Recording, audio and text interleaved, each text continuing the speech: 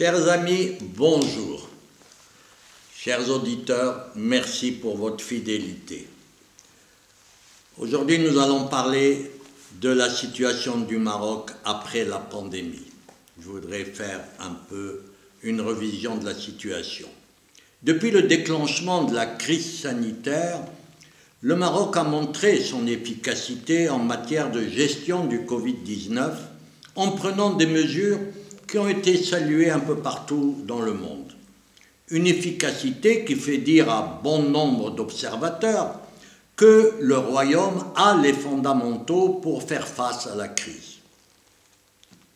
Certes, le Maroc a vu sa note dégradée d'un cran par l'agent de notation Fitch, qui vient de réviser ses perspectives de stable à négative.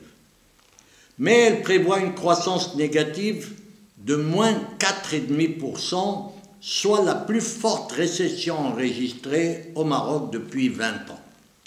La pandémie du coronavirus a porté un coup certain à l'économie nationale, obligeant les pouvoirs publics à reviser les perspectives.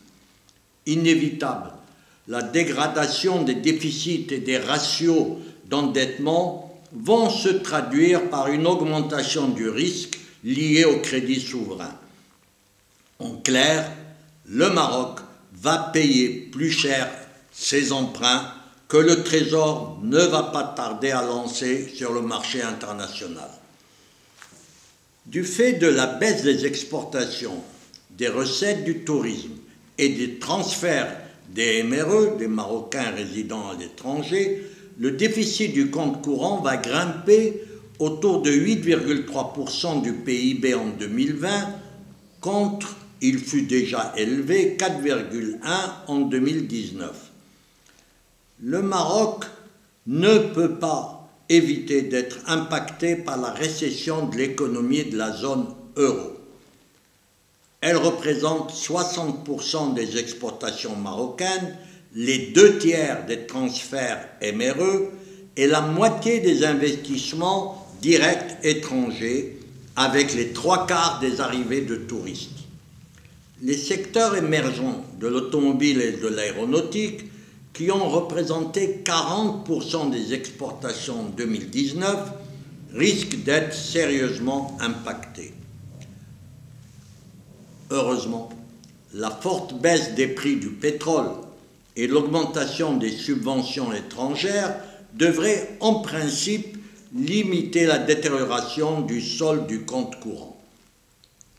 D'après les économistes, le PIB du Maroc devrait se contracter de 4,5% en 2020, mettant ainsi fin à 22 années de croissance continue. Les autorités marocaines ont mis en place un plan d'action efficace pour atténuer les effets de la crise économique et tous les partenaires ont été mobilisés.